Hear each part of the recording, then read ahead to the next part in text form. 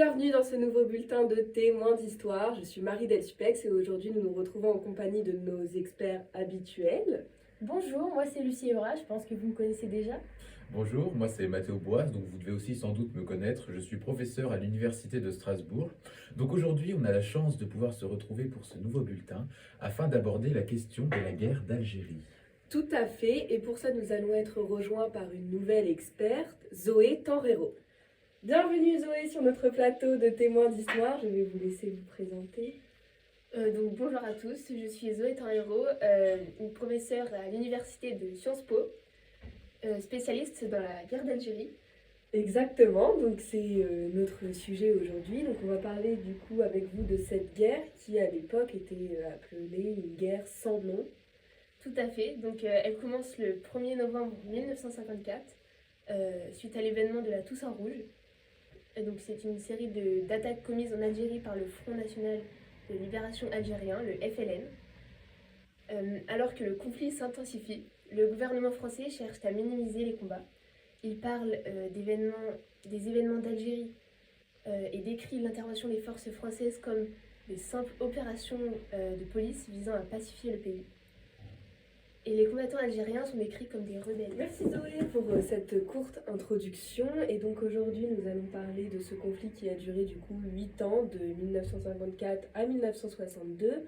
Et pour cela, avec nos experts, nous allons nous concentrer sur 3 points, notamment le conflit vu par les populations françaises et par les populations algériennes civiles. Ensuite, nous allons voir les conséquences politiques qu'a eu cette guerre sur le monde. Et enfin, les conséquences sociales. Par ailleurs, vous pouvez retrouver à partir de maintenant sur l'écran une frise chronologique qui va retracer quelques dates clés qui vont donc vous permettre de mieux comprendre ce conflit.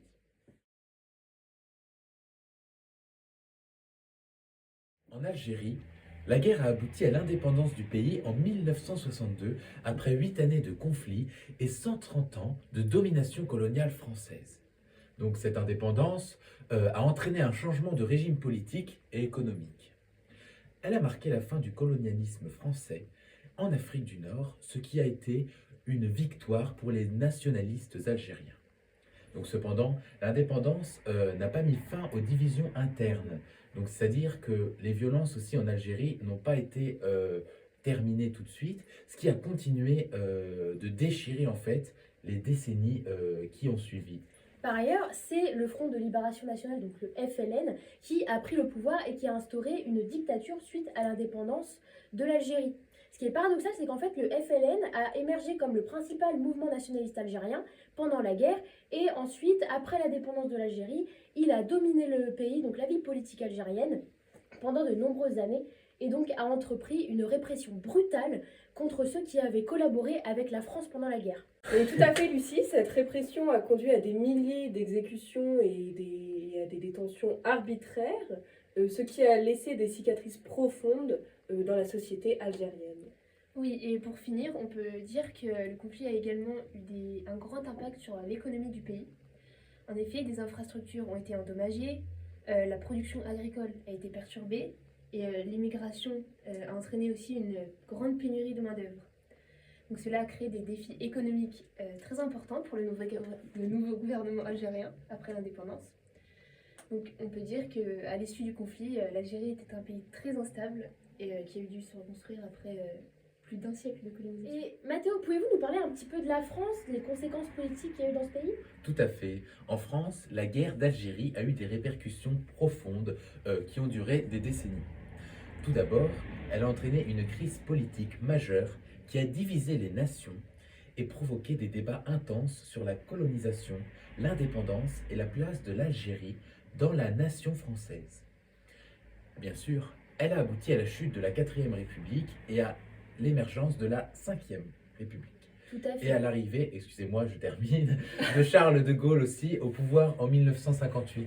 Bien sûr, il ne faut pas oublier que la 4e République était un gouvernement très très instable et que à cette époque nous étions en pleine période de guerre froide, donc voilà, de conflits, d'émergence du tiers-monde également, mais aussi de l'émergence des deux blocs, et donc la France avait du mal à se positionner avec l'affaiblissement de sa puissance, notamment sa puissance coloniale. Donc voici une photo du général de Gaulle au balcon du gouvernement général à Alger le 4 juin 1958. Vous connaissez très bien ce discours puisque c'est lors de celui-ci qu'il a sorti sa célèbre phrase « Je vous ai compris ». En 1962, les accords d'Évian sont signés, ce qui met fin à la guerre et qui, par la même occasion, donne l'indépendance à l'Algérie. Cependant, cette solution a été très controversée, puisque, en effet, en France, elle a été perçue comme une capitulation et non pas vraiment comme une victoire face au nationalisme algérien. Et donc, ça a été très mal accueilli par les partisans de l'Algérie française. Et d'ailleurs, comme Zoé a abordé le discours de Charles de Gaulle, j'aimerais revenir sur le fait que le général, donc Charles de Gaulle, a d'ailleurs subi quelques tentatives d'assassinat car il était en faveur de l'indépendance de l'Algérie. Donc cette crise a donc conduit à des émeutes, à des grèves et à des manifestations assez véhémentes, notamment en 1961 à Paris où la répression a fait des centaines de morts. Donc vous pouvez voir sur cette image ci-dessous une manifestation d'octobre 1961 où vous pouvez observer qu'il y a inscrit OAS, une organisation terroriste contre l'indépendance de l'Algérie et qui a tenté plusieurs fois par différentes méthodes d'assassiner le général de La Gaulle. guerre d'Algérie a également eu des conséquences durables sur la société française. Elle a révélé des tensions raciales et culturelles qui ont persisté après le conflit. Elle a également eu un impact sur l'immigration et l'intégration des Algériens en France, qui ont continué d'être victimes de discrimination et d'exclusion. La guerre a également eu des conséquences pour les relations internationales de l'Algérie, puisque si le soutien international au mouvement de libération nationale algérien a renforcé la position de l'Algérie sur la scène internationale après l'indépendance, les relations avec la France sont restées très tendues pendant de nombreuses années. Aujourd'hui, la guerre d'Algérie reste une page douloureuse de l'histoire et les relations entre la France et l'Algérie sont toujours complexes et tumultueuses 60 ans après cette indépendance. Donc, cependant, il y a ces dernières années, excusez-moi, les deux pays ont quand même témoigné d'une volonté commune d'apaisement mémoriel. En effet, pendant de nombreuses années, le conflit était passé sous silence en France et le terme de guerre n'a pas été employé jusqu'en 1999. La pratique de la torture, quant à elle, pendant la guerre a été reconnue qu'en 2018. C'est énorme. C'est d'ailleurs pour ça que Marie disait au début que cette guerre a été appelée guerre sans nom. Ainsi, la fin du conflit déclencha une vague importante d'immigration, donc de départ venant d'Algérie. Les massacres d'Européens et de Harkis accélèrent les départs dans la précipitation. Donc 800 000 pieds noirs quittent l'Algérie. Seuls 43 000 Harkis réussissent à fuir l'Algérie et donc à leur arrivée en France, ils sont installés dans des camps. En effet, le 5 juillet de la même année que les accords d'Évian, donc en 1962, on assiste à l'exode de la population des Européens d'Algérie, dits pieds noirs, ainsi que le massacre de plusieurs dizaines de milliers de musulmans pro-français, les Harkis. Donc je me permets de faire un petit point lexique. On va commencer par définir ce qu'est un harki. Eh bien, un harki, c'est tout simplement un soldat algérien qui a combattu aux côtés de l'armée française durant la guerre d'Algérie. On peut aussi définir ce qu'est un pied noir. Donc là, c'est un terme qui désigne un Européen qui vivait en Algérie sous autorité coloniale. On peut aussi définir les pieds noirs comme les descendants de ces populations. Ici, on voit de jeunes soldats français mobilisés en renfort des troupes militaires. Et au total, plus de 1,5 million de jeunes civils qui font leur service militaire sont appelés et envoyés pour la guerre d'Algérie. Ici, sur cette photo, vous pouvez voir de jeunes soldats qui contrôlent un village en Kabylie, en Algérie. En 1957. Voici quelques conséquences sociales de la guerre d'Algérie. Donc, beaucoup de traumatisme et de violence, évidemment. La guerre d'Algérie a été marquée par des atrocités, des actes de torture, des massacres, mais surtout des viols qui ont laissé des cicatrices profondes dans la société algérienne et française. Et qui n'ont surtout pas été abordés par le gouvernement et même par les populations avant de très nombreuses années. De plus, ces traumatismes en fait, de la guerre ont été transmis de génération en génération, donc ça crée en fait un processus de guérison. Bien sûr. Et le déplacement des populations dont nous venons de parler ont aussi des conséquences sur la vie des gens, y compris la perte de leurs biens et de leur patrimoine. Mais aussi la ségrégation et la discrimination. Donc, en effet, la guerre a renforcé les tensions entre les communautés et exacerbé les préjugés et la discrimination. Par exemple, les Algériens en France ont fait face à une discrimination persistante, tandis que les Pieds Noirs, eux, ont subi des représailles après l'indépendance de l'Algérie. Et cette division sociale persiste encore aujourd'hui avec des disparités importantes. Tout à fait. Et d'ailleurs, en ce qui concerne l'héritage politique, bon, vous l'avez rappelé, très chers collègues, mais je préfère le souligner une seconde fois. En Algérie, la guerre a été vraiment un point de départ pour la lutte de l'indépendance, notamment avec le FLN, en tant que force politique dominante, puis en France avec des mouvements de protestation et des changements politiques, notamment la chute du gouvernement de Guy Mollet en 1957. Donc avant de commencer un petit débat sur les mémoires de la guerre, si cela vous convient, Tout à fait. super. Je vous rappelle juste que dans la description, vous pouvez trouver quelques sources afin d'approfondir vos connaissances. Donc pour ça, on vous propose l'histoire de la guerre d'Algérie de Benjamin Stora, donc, qui décrit les conséquences sociales et politiques de la guerre pour l'Algérie et pour la France. Nous avons également la guerre d'Algérie, une histoire apaisée de Sylvie Thénault, qui analyse les conséquences durables de la guerre sur les sociétés algériennes et françaises évidemment. Et enfin, vous pouvez retrouver la guerre d'Algérie, les enjeux mémoriels en France et en Algérie, de Jean-Paul Chagnoyo. Oui, tout à fait, il a un nom un petit peu Oui, compliqué. tout à fait, mais on y est. Donc, qui examine les questions de mémoire et d'héritage politique de la guerre. Donc, en effet, pour revenir sur Benjamin Stora, dont vous avez cité le nom, celui-ci va alors parler d'une guerre ensevelie. Donc, ce sont d'abord les groupes concernés par ce conflit qui cherchent à oublier les souffrances et les douleurs de la guerre par rapport aux mémoires, justement. Oui, donc le conflit en fait est quand même passé sous silence et donc le terme de guerre n'a pas été employé jusqu'en 99 comme on disait tout à l'heure. Oui. Et la pratique de la torture est reconnue qu'en 2018. Donc je ne sais pas si vous vous rendez compte quand même de l'écart au niveau des années. Et puis en Algérie de plus le FLN, parce que je me souviens, le FLN prend le pouvoir et installe une dictature. Donc la guerre d'indépendance en fait est réécrite. Oui, c'est ça. Pour mettre justement le FLN en avant par Tout à fait. rapport à ça.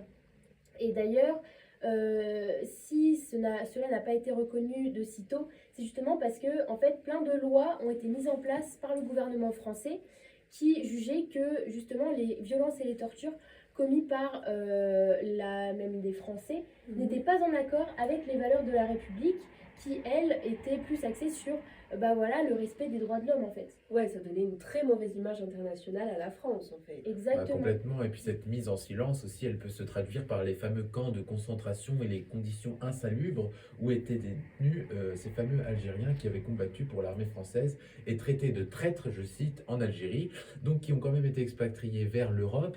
Mais la France les a accueillis et les a oubliés parce qu'ils ont quand même oublié leur engagement auprès d'eux. Ils étaient vraiment dans des camps de concentration et dans des conditions terribles, extrêmes. Oui, donc on comprend pourquoi il y a vraiment une volonté d'oublier toutes ces souffrances du côté français. C'est ça. Et d'ailleurs, c'est tout nouveau le fait d'en parler en cours d'histoire, dans les livres scolaires. Vraiment, ça ne date pas d'hier. C'est tout nouveau. Nous allons laisser la parole à Zoé un court instant, très rapidement, pour nous expliquer le conflit vu par les populations civiles algériennes et françaises. Et puis après ça, je vous propose de regarder un petit témoignage qui sera sans doute plus parlant que nos explications. Merci Marie. Donc, tout d'abord, les Algériens musulmans, eux, étaient pour la décolonisation et l'indépendance.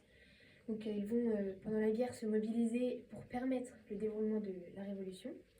Cependant, ce peuple est victime de grandes souffrances et il est torturé.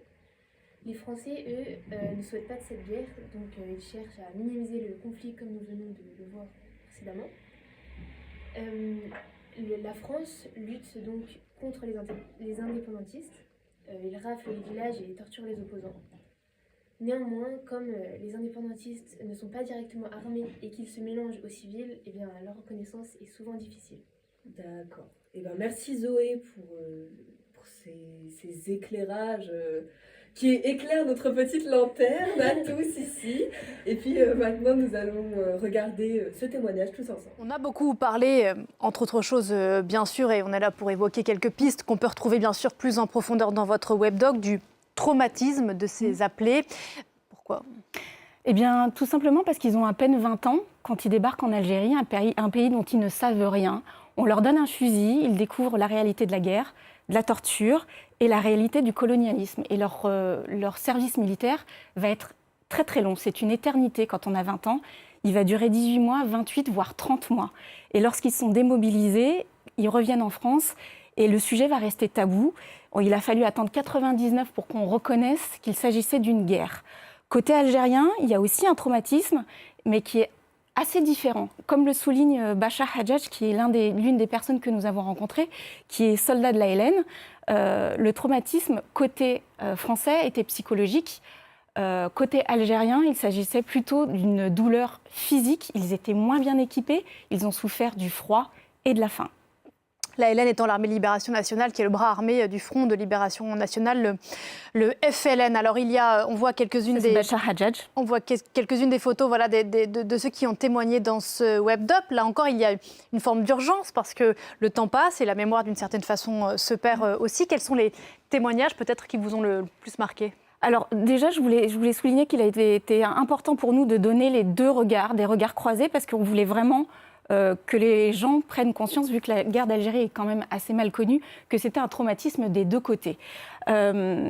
J'ai beaucoup été émue j'ai été émue par tous les témoins, mais Bachar Hadjadj m'a émue parce qu'il a été mobilisé, il a fait son service militaire pour la France.